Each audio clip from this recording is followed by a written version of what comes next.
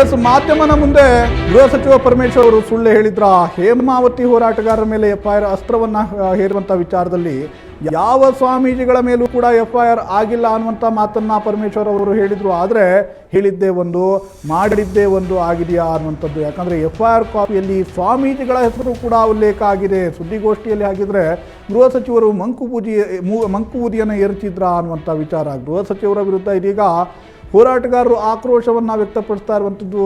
4 ಸ್ವಾಮೀಜಿಗಳ ಹೆಸರನ್ನು FIR ಕಾಪಿಯಲ್ಲಿ mention ಮಾಡಿರುವಂಥದ್ದು. A5 ಆಗಿ, A6 ಆಗಿ, A7 ಆಗಿ ಮತ್ತು A8 ಆಗಿ 4 ಸ್ವಾಮೀಜಿಗಳ ಹೆಸರನ್ನು ನಮೂದಿಸಿರುವಂಥದ್ದು. ದೊಡ್ಡಗುಣಿ ಮಠದ ರೇವಣಸಿದ್ದೇಶ್ವರ ಸ್ವಾಮೀಜಿಯವರನ್ನು, ಕಾರದ ಮಠದ ವೀರಬಸವ ಸ್ವಾಮೀಜಿಯವರ ಹೆಸರನ್ನು, ಜೊತೆಗೆ ಗೊಲ್ಲಹಳ್ಳಿ ಮಠದ ವೈಭವ ವಿದ್ಯಾಶಂಕರ ಸ್ವಾಮೀಜಿಯವರ ಹೆಸರನ್ನು, ಜೊತೆಗೆ ತವಡೆಹಳ್ಳಿ ಮಠದ ಚನ್ನಬಸವೇಶ್ವರ ಸ್ವಾಮೀಜಿಯವರ ಹೆಸರನ್ನು ಕೂಡ ನಮೂದಿಸಿರುವಂಥದ್ದು. ಹೀಗಾಗಿ ಗೃಹ ಸಚಿವರು ಹೇಳಿದ್ದೇ ಒಂದು, ಮಾಡಿದ್ದೇ ಒಂದು ಆಯ್ತಾ ಅನ್ನುವಂಥ ವಿಚಾರ ಕೂಡ ಇಲ್ಲಿ ಒಂದು ಅನುಮಾನ ಕೂಡ ಮೂಡ್ತಾ ಇರುವಂಥದ್ದು. ಯಾಕಂದರೆ ಸ್ವಾಮೀಜಿಗಳ ವಿರುದ್ಧವೂ ಕೂಡ ಕಾಂಗ್ರೆಸ್ ಸರ್ಕಾರ ಎಫ್ಐಆರ್ ಅನ್ನು ದಾಖಲಿಸುತ್ತೆ. ಈ ಒಂದು ಪ್ರತಿಭಟನೆಯ ವಿಚಾರದಲ್ಲಿ ಅಂದರೆ ಕಾಂಗ್ರೆಸ್ ಸರ್ಕಾರ ಯಾವ ರೀತಿಯ ನಡೆಯನ್ನು ಅನುಸರಿಸ್ತಾ ಇದೆ. ಈಗಾಗಲೇ ಕಾಂಗ್ರೆಸ್ ಸರ್ಕಾರದ ವಿರುದ್ಧ ಸಾಕಷ್ಟು ಆರೋಪಗಳಿವೆ. ಹಿಂದೂ ವಿರೋಧಿ ಸರ್ಕಾರ ಅನ್ನುವಂಥ ಆರೋಪಗಳನ್ನು ಮಾಡ್ತಾರೆ. ಇಂಥ ಸಂದರ್ಭದಲ್ಲಿ ಸ್ವಾಮೀಜಿಗಳ ಮೇಲೆಯೂ ಕೂಡ ಎಫ್ಐಆರ್ ಅನ್ನು ಮಾಡುವಂಥದ್ದು ಎಷ್ಟರ ಮಟ್ಟಿಗೆ ಸರಿ ಅನ್ನುವಂಥ ವಿಚಾರ. ಯಾಕಂದರೆ 4 ಸ್ವಾಮೀಜಿ, ತುಮಕೂರಿನ ಹೆಸರುವಾಸಿ ಮಠಗಳು ಇವು ಎಲ್ಲ. ಈ ಮಠಗಳೇನಿದ್ದಾವೆ, ನಾನು 4 ಮಠಗಳ ಹೆಸರು ಹೇಳಿದೆ. ದೊಡ್ಡಗುಣಿ ಮಠ ಇರ್ಬೋದು, ಕಾರದ ಮಠ ಇರ್ಬೋದು, ಗೊಲ್ಲಹಳ್ಳಿ ಮಠ ಇರ್ಬೋದು, ತವಡೆಹಳ್ಳಿ ಮಠ ಇರ್ಬೋದು, ಇವೆಲ್ಲ ಸಾಕಷ್ಟು ಸಂಖ್ಯೆಯಲ್ಲಿ ಈ ಮಠಗಳಿಗೆ ಭಕ್ತರಿದ್ದಾರೆ. ಈ ಮಠದ ಮಠಾಧೀಶರ ವಿರುದ್ಧವೂ ಕೂಡ ಸರ್ಕಾರ, ಪೊಲೀಸ್ ಇಲಾಖೆ ಎಫ್ಐಆರ್ ಅನ್ನು ಮಾಡುತ್ತೆ ಅಂದರೆ ಏನು ಹೇಳಬೇಕು ಅನ್ನುವಂಥದ್ದು ಯಾರಿಗೂ ಕೂಡ ಗೊತ್ತಾಗ್ತಾ ಇಲ್ಲ. ಇದರಲ್ಲಿ ಪ್ರತಿಭಟನಾಕಾರರು ಅಥವಾ ಸ್ವಾಮೀಜಿಗಳಾಗಿದ್ದರೆ ಈಗ ಇವತ್ತು ಗೃಹ ಸಚಿವರು ಸುದ್ದಿಗೋಷ್ಠಿಯಲ್ಲಿ ಕೂಡ ಹೇಳ್ತಾ ಇದ್ರು, ಪೊಲೀಸರ ವಿರುದ್ಧ ಅಥವಾ ಕಾನೂನು ಬಾಹಿರವಾದಂಥ ಚಟುವಟಿಕೆಗಳಲ್ಲಿ ಆ ರೀತಿಯಾದಂಥ ಚಟುವಟಿಕೆಯಲ್ಲಿ ತೊಡಗಿಸ್ಕೊಂಡ್ರೆ ಖಂಡಿತವಾಗಿಯೂ ಎಫ್ಐಆರ್ ಆಗ್ತೀವಿ ಅನ್ನುವಂಥ ಮಾತನ್ನು ಹೇಳ್ತಾ ಇದ್ರು. ಹಾಗಿದ್ರೆ ಸ್ವಾಮೀಜಿಗಳು ಏನು ತಪ್ಪು ಮಾಡಿದ್ರು? ಅವರೇನಾದರೂ ಕಲ್ಲೆತ್ತಿದ್ರಾ? ಅದಕ್ಕೇನಾದರೂ ಸಾಕ್ಷ್ಯಗಳಿದಾವ? ಸ್ವಾಮೀಜಿಗಳು JCBಗೆ ಕಲ್ಲೆತ್ತಿದ್ದು, ಪೊಲೀಸರಿಗೆ ಕಲ್ಲೆತ್ತಿದ್ದು, ಅಥವಾ ಅವರೇನಾದರೂ ಪೈಪ್ಗಳನ್ನು ಅಲ್ಲಿದ್ದಂಥ ಸಲಕರಣೆಗಳನ್ನು ಹಾನಿ ಮಾಡಿದ್ದಂಥದ್ದು, ಆ ಥರದ ದೃಶ್ಯಗಳೇನಾದರೂ ಇದ್ದಾವ? ಆ ಥರದ್ದು ಯಾವುದೂ ಇಲ್ಲ. ಆದರೂ ಕೂಡ 4 ಸ್ವಾಮೀಜಿಗಳ ವಿರುದ್ಧ ಇದೀಗ ಎಫ್ಐಆರ್ ದಾಖಲಾಗಿರುವಂಥದ್ದು.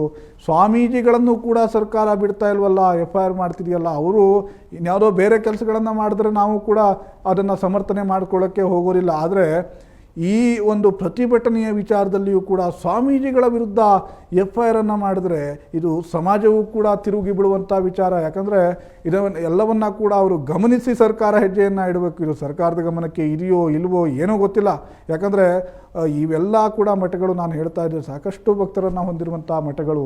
ಈ ಮಠದ ಮಠಾಧೀಶರ ವಿರುದ್ಧ ಸರ್ಕಾರ ಇದೀಗ ಎಫ್ಐಆರ್ ಅನ್ನು ದಾಖಲಿಸುವಂಥದ್ದು. ಹೋರಾಟಗಾರರಿಗೆ ಇವೆಲ್ಲವೂ ಕೂಡ ಕಾಮನ್. ಯಾಕಂದರೆ ಹೋರಾಟವನ್ನು ಮಾಡಿದಂಥ ಸಂದರ್ಭದಲ್ಲಿ ಅಥವಾ ಈ ರೀತಿಯ ನಿಷೇಧಾಜ್ಞೆಯನ್ನು ಉಲ್ಲಂಘಿಸಿದಂಥ ಸಂದರ್ಭದಲ್ಲಿ ಅವರ ವಿರುದ್ಧ ಕೇಸ್ಗಳಾಗಿರುವಂಥದ್ದು, ಎಫ್ಐಆರ್ ಆಗುವಂಥದ್ದು ಕಾಮನ್. ಆದರೆ ಸ್ವಾಮೀಜಿಗಳ ವಿರುದ್ಧವೂ ಕೂಡ ಸರ್ಕಾರ ಈ ರೀತಿಯಾಗಿ ಎಫ್ಐಆರ್ ಅನ್ನು ಮಾಡೋದಕ್ಕೆ ಮುಂದಾಗುತ್ತೆ ಅಂದರೆ ನಾಳೆ ಅರೆಸ್ಟ್ ಮಾಡಲ್ಲ ಅನ್ನುವಂಥದ್ದು ಯಾವ ಗ್ಯಾರಂಟಿ? ಯಾಕಂದರೆ ಈಗಾಗಲೇ ಒಬ್ಬ ಹೋರಾಟಗಾರನನ್ನು ಅರೆಸ್ಟ್ ಮಾಡಿರುವಂಥದ್ದು.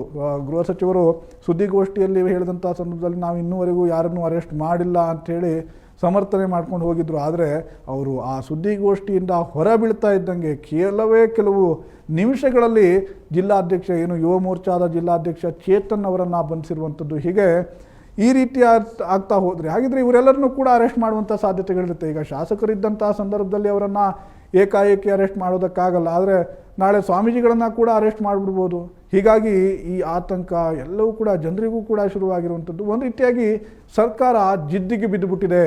ಈ ವಿಚಾರದಲ್ಲಿ ಜಿದ್ದಿಗೆ ಬಿದ್ದು ಹೇಗಾದರೂ ಮಾಡಿ ಈ ನಾಲೆಯನ್ನು, ಈ ಕಾಮಗಾರಿಯನ್ನು ನಡೆಸಲೇಬೇಕು ಅಂತೇಳಿ ಸರ್ಕಾರ ನಿಂತಿರುವಂಥದ್ದು. ಆದರೆ ಹೋರಾಟಗಾರರು ಕೂಡ ಪಟ್ಟು ಹಿಡಿದಿದ್ದಾರೆ. ಜೊತೆಗೆ ತುಮಕೂರಿನ ಜನರು ಕೂಡ ಪಟ್ಟು ಹಿಡಿದಿರುವಂಥದ್ದು. ನಾವು ಕೂಡ ನೀರು ಕೊಡೋದಿಲ್ಲ, ನಾವು ನಮ್ಮ ಜಿಲ್ಲೆಗೆ ಹಂಚಿಕೆ ಆಗಿರುವಂಥ ನೀರನ್ನು ನಾವು ಯಾವುದೇ ಕಾರಣಕ್ಕೂ ಕೊಡೋದಿಲ್ಲ ಅಂಥೇಳಿ ಇಲ್ಲಿನ ರೈತರು, ಇಲ್ಲಿನ ಜನರು ಕೂಡ ಸಜ್ಜಾಗಿರುವಂಥದ್ದು. ಯಾಕಂದರೆ ಮೊನ್ನೆಯ ಹೋರಾಟವನ್ನು ನೋಡಿದರೆ ಗೊತ್ತಾಗುತ್ತೆ, ಇದು ಯಾವುದೇ ಕಾರಣಕ್ಕೂ ಯಾವುದೋ ರಾಜಕೀಯ ಪಕ್ಷಗಳ ಅವರ ಏನಾದರೂ ಕೈಯಿಂದ ಮಾಡಿದ್ದಾದರೆ ಅಥವಾ ಅವರು ಕೈ ಇದ್ದಿದ್ದಾದರೆ, ಕೇವಲ ಅವರ ಕೈಯಿಂದ ಮಾಡಿದ್ದಾದರೆ ಇಷ್ಟು ದೊಡ್ಡ ಹೋರಾಟ ಸಂಘಟನೆ ಮಾಡೋದು ಕಷ್ಟ ಆಗ್ತಿತ್ತು. ಆದರೆ ಇಲ್ಲಿ ಜನರು ಸ್ವಯಂ ಪ್ರೇರಿತರಾಗಿ ಬಂದು ಇಷ್ಟು ದೊಡ್ಡ ಮಟ್ಟದ ಹೋರಾಟವನ್ನು ಮಾಡೋದಕ್ಕೆ ಅವರು ಎಲ್ಲರೂ ಕೂಡ ತಾವೇ ಅಂದ್ಕೊಂಡು ಬಂದಿರುವಂಥದ್ದು ಈ ಹೋರಾಟಕ್ಕೆ ನಾವು ಕೂಡ ಭಾಗಿಯಾಗ್ತೀವಿ, ಈ ಹೋರಾಟ ನಮ್ಮ ನೀರಿಗಾಗಿ ನಡೀತಿರುವಂಥ ಹೋರಾಟ, ಇದು ನಮ್ಮ ತುಮಕೂರಿನ ಜಲಕ್ಕಾಗಿ ನಡೆಯುವಂಥ ಹೋರಾಟ ಅನ್ನುವಂಥ ಕಾರಣದಿಂದಾಗಿ ತುಮಕೂರಿನ ಎಲ್ಲ ತಾಲೂಕುಗಳಿಂದಲೂ ಕೂಡ ಸಾಕಷ್ಟು ರೈತರು ಬಂದಿದ್ದಂಥ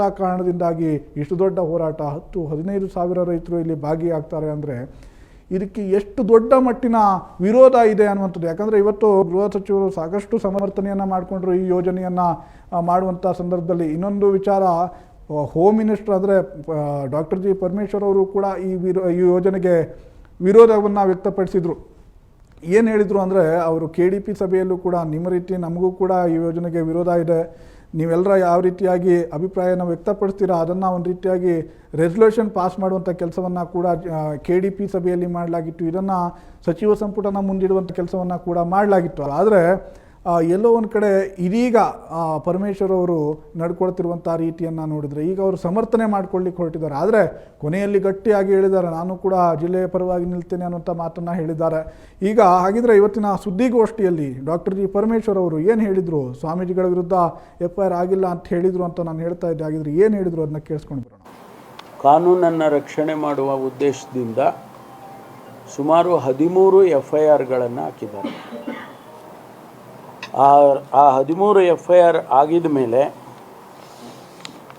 ಅದರಲ್ಲಿ ತುರುವೇಕೆರೆ ಶಾಸಕರಾದಂಥ ಕೃಷ್ಣಪ್ಪನವರು, ತುಮಕೂರು ಗ್ರಾಮಾಂತರ ಶಾಸಕರಾದಂಥ ಸುರೇಶ್ ಗೌಡರು ಮತ್ತು ತುಮಕೂರು ನಗರದ ಶಾಸಕರಾದ ಜ್ಯೋತಿ ಗಣೇಶ್ ಅವರು, ಮುಖಂಡರಾದಂಥ ದಿಲೀಪ್ ಕುಮಾರ್ ಅವರು, ಇನ್ನೂ ಅನೇಕ ಜನ, ಕೆಲವು ಸ್ವಾಮೀಜಿಗಳು ಇಷ್ಟು FIRನಲ್ಲಿ ಹಾಕಿರ್ತಕ್ಕಂಥದ್ದು. ಫರ್ದರ್ ಡೀಟೇಲ್ಸ್ ನಾನು ಹೇಳೋದಕ್ಕೆ ಹೋಗೋದಿಲ್ಲ. ಯಾವುದೇ ಅರೆಸ್ಟ್ಸ್ ಆಗಿಲ್ಲ, ಯಾರನ್ನು ಇಲ್ಲಿವರೆಗೂ ಅರೆಸ್ಟ್ ಮಾಡಿಲ್ಲ, ಯಾವ ಸ್ವಾಮೀಜಿಯ ಹೆಸರು ಕೂಡ FIRನಲ್ಲಿ ಇಲ್ಲ.